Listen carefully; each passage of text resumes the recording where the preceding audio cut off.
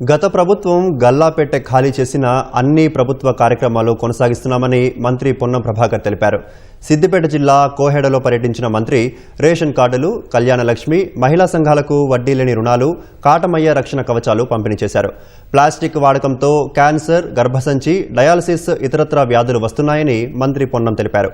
కోహెడ మండలంలో ఇటీవల 35 మహిళా సంఘాలకు స్టీల్ బ్యాంకులు పంపిణీ చేసినట్లు గుర్తు చేసిన మంత్రి ప్లాస్టిక్ ప్లేట్లలో తినొద్దని సూచించారు.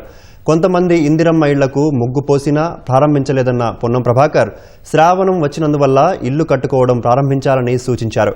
పిల్లలందరినీ ప్రభుత్వ పాఠశాలలకు పంపించాలని పిలుపునిచ్చారు.